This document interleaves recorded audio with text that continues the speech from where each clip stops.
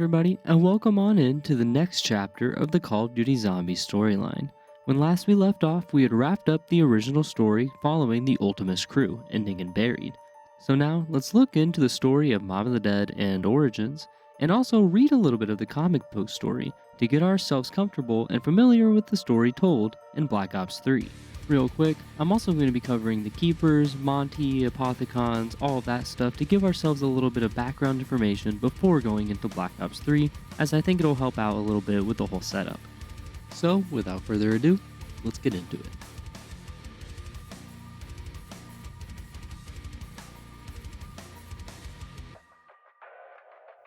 In the beginning, there was only the Ether and the Keepers. The Keepers existed in the Ether, and they were tasked with maintaining balance and guarding creation. Among the Keepers, there were two entities that were more powerful than all of the others, known as Dr. Monty and the Shadow Man. Some of the Keepers were interested in another realm known as the Dark Ether, and wanted to learn more and grow more powerful from it. Though, this lust for knowledge would soon corrupt them, turning them into the monstrous race called the Apothicons. The Shadow Man aligned with the Apothicons, or the corrupted side, and Monty aligned with the uncorrupted Keepers. So, in short, the Keepers and Dr. Monty created the universe and want to keep it whole, while the Apothicons and the Shadow Man, though they did help create the universe, are now corrupted and seek to destroy it. The Apothicons' numbers would grow in size, and ultimately there would be a battle between the Keepers and the Apothicons. The Keepers are able to resist the Apothicons' threats and damn them to the Dark Ether.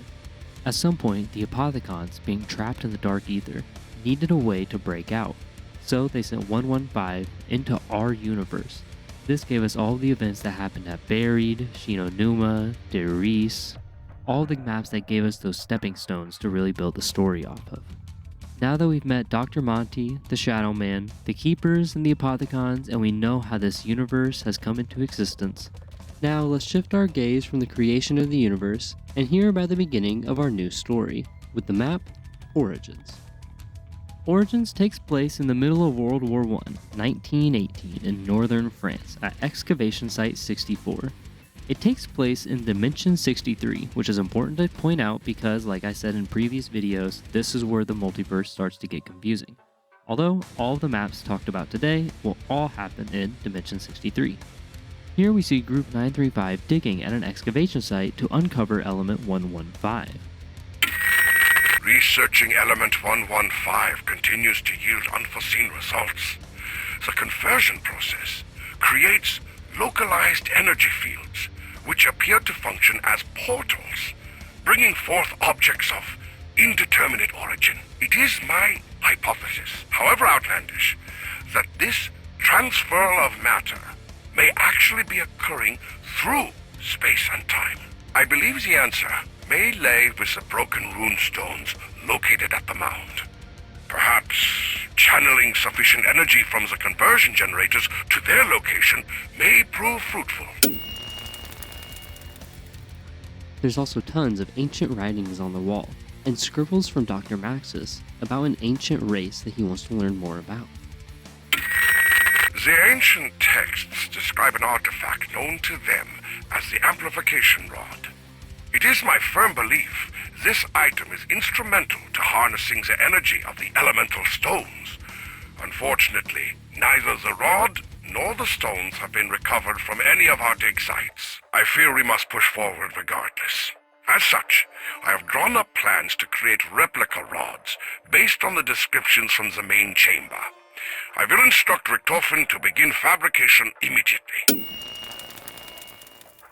Believe it or not, Richtofen and Maxis were actually best friends in this timeline, not like their previous selves and the Ultimus crew. He grew obsessed with some music discs that he found around the area, and became confident that with the help of the music discs and researching the ancient things around the area, he would be able to recreate some staffs that he had found some blueprints of. It is by chance of fate alone that we unlocked the seal to the main chamber. Repeated efforts to use brute force proved ineffective and left the men exhausted and frustrated. In an effort to alleviate the tension, One of the soldiers brought a gramophone to the chamber, along with a recording by a group of performers known as La Source Noire. To our astonishment, as we listened to the first few bars of music, the seal itself began to open. I cannot help but wonder if other such recordings may similarly reveal other areas of the catacombs. Now, as we know from the end of the Black Ops 1 storyline and from the end of Buried, Samantha and Maxis are still in Agartha. Maxis is out gallivanting around trying to set up his own pocket of the multiverse to have a safe home inside of for all of the souls that he wants to keep safe. Samantha, on the other hand, is trapped in Agartha and she wants to get out. The new Maxis in this storyline, however, does not have a daughter, so he has no idea who Samantha is.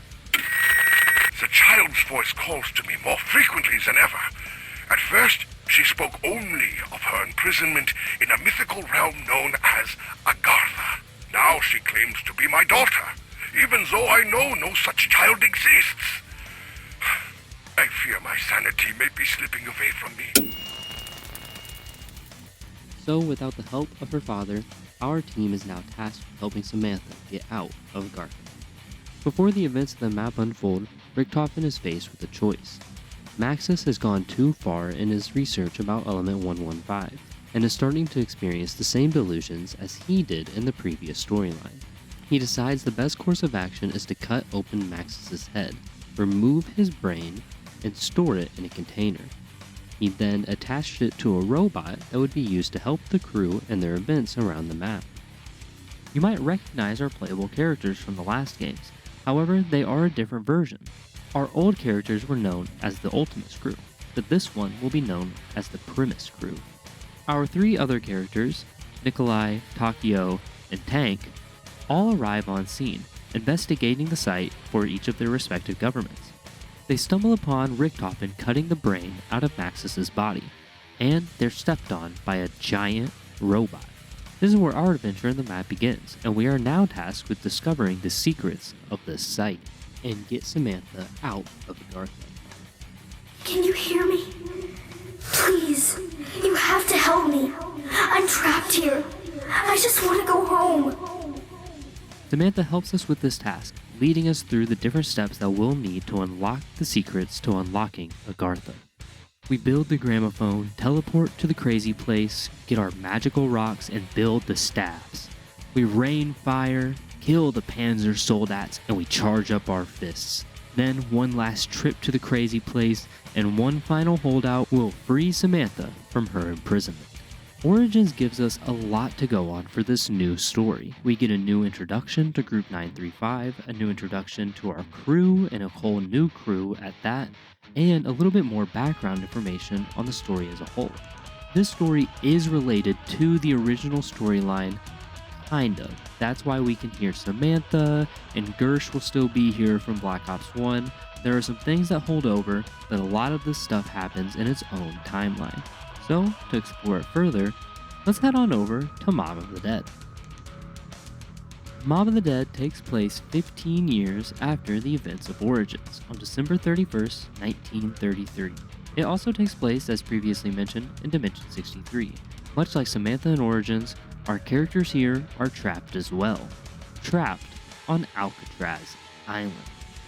Our four inmates, previous mobsters, are Salvador Sal DeLuca, Billy Handsome, Finn O'Leary, and Albert the Weasel Arlington, and we follow their attempt to escape Alcatraz. However, things go wrong when they enact their escape attempt. They all make it up to the roof, but they realize that the Weasel's plan is stupid. See, Al writes these comic books, and the comics were about Icarus. Icarus, as you guys might know, is from Greek mythology, and when flying too close to the sun, his wings melted away and he fell back to Earth. Well, the plan here was for our crew to board a makeshift plane of Arlington's own design and try to fly off of the island. This would end tragically for Arlington though, because before they even took off, the other mobsters would kill him on the rooftop, leaving him there to die. The three other mobsters would then be sentenced to execution via the electric chair. It's believed that Arlington aka the Weasel, somehow convinced 3 other inmates that he had devised a foolproof plan to escape the rock. It was a plan that would see them literally taking to the skies on a makeshift aircraft of Arlington's own design. Just how the Weasel managed to convince these hardened criminals that such a plan was even possible remains a mystery to this day. What is known is that no such plane was ever built. Instead, the group's plans for freedom soon descended into bitter argument and infighting, with the plan falling apart. Anger and frustration would ultimately lead to a brutal altercation between the misguided Arlington and his former co-conspirators. Armed only with makeshift weapons, Finn O'Leary, Sal DeLuca, and Billy Handsome lured the unsuspecting Arlington to the roof, where they intended to exact a bloody and violent revenge. And so it was here, beneath the dark and stormy winter skies, that the hapless Arlington met his grisly end, bleeding to death on the cold concrete roof. For their participation in the murder, the 3 collaborators were sent to death by electric chair. Justice came swiftly. On the morning of January 19th, 1934, the execution order was carried out. And now we hop into the map. And that escape attempt, well, we get to give it another shot. Another 3. And we'll go through with another 50 if that's what it takes. When first spawning into the map, our mobsters are in afterlife mode. They had just been sentenced to the electric chair, and now they are being revived by a dark entity. We don't know who this is right now, but we're later told that it's Shadow Mode. The crew now runs around this hell-stricken map in an attempt to make their makeshift plane once again and fly off the island away from the zombies. However, they hit the Golden Gate Bridge, sending them to the electric chair once again. And once they do it, they're sent back to the island. They're stuck in a cycle. Cycles will become a pretty big theme for this part of the story, and for Black Ops 3 moving onward. However, let's not get too into it right now. Our mobsters are stuck in a cycle and they're sent back to the island. So, if at first you don't succeed, try again. And they build the plane once more.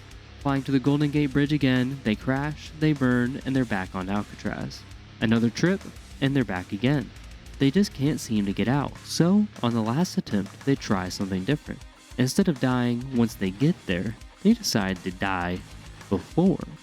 They board the plane in afterlife mode, but this time something changes, and much like it was back on the rooftop of the prison, it's Arlington versus the 3 others once again. If the others succeed, the cycle continues and they're sent back to the island.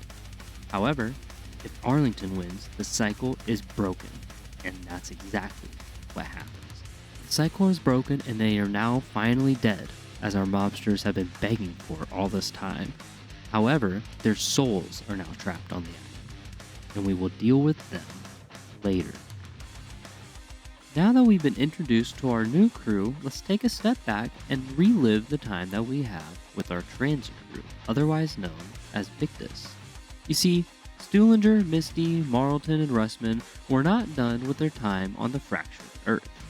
They were contacted by Primus Richthofen, or the new version, who has a plan involving an ancient artifact known as the Krenorium. He also, for some unknown reason, requests the acquisition of some blood vials from some special individuals that we've been introduced to already. And so, the plan is simple. Secure the Krenorium and retrieve the blood vials for Dr. Richter. Our crew, after coming up with a plan, proceeds to the Broken Arrow facility, investigating a shard of Element 115. This elemental shard, as it will become to be known, links our 4 main character souls together for eternity across all universes. So, no matter what, the main 4 crew of Edward Richthofen, Takio Masaki, Tank Dempsey, and Nikolai Belensky will always meet up and be together, no matter what. This elemental shard also has some other properties to it, but I don't want to really talk about them yet. I'm going to keep that a secret. So for now, all we know is that it links our 4 main characters' souls together. After going to the Broken Arrow facility and investigating the elemental shard, they are then sent to the Empty Earth. The Empty Earth is a tangential world that Maxis used to store some artifacts on. It is known as the Empty Earth because it was found before the discovery of human life. You might be wondering how Maxis is over here. However, we do learn that he's in Agartha with Samantha, and I mentioned previously that he was on his own adventure, leaving Samantha alone in the house in Agartha. While the Victus crew is out securing the Chronorium for Richthofen, Richthofen himself is out at Mob of the Dead. He's here setting up some labs beneath Alcatraz and obtaining the blood vials he'll need.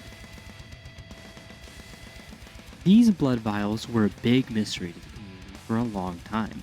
However, they'll become a major part of the story, and we will finally learn the use of them in Black Ops 3. After Richthofen gets what he needs from the Victus crew, he places them on ice in a cryogenic stasis underneath Alcatraz for whenever they are needed next, as he puts it. While we're never allowed to read the Chronorium, it reveals to Richthofen that we're in a cycle. Prince Richthofen knows that the events of the story will continue on no matter what, over and over. However, he also knows that they're malleable, and he can change the narrative. This new Richthofen's motives are unclear. The original one was an evil Nazi scientist, but this guy seems to have his mind right and a bit more of a plan, so we'll see what he has in store for us. However, that is where we'll have to end it off for today.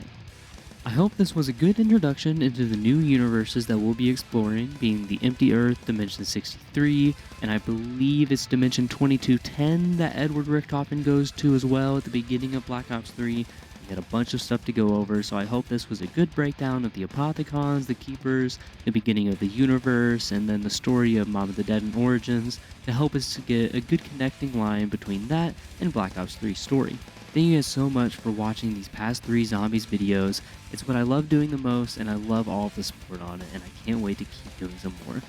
My channel has had more growth in the past week from this Zombies content than ever before, and I can't wait to keep doing it for you guys. We also, as of recording this, hit 115 subscribers, so I want to thank you all so much for that big Zombies milestone. I'll see you guys in the next one about Black Ops 3. See ya!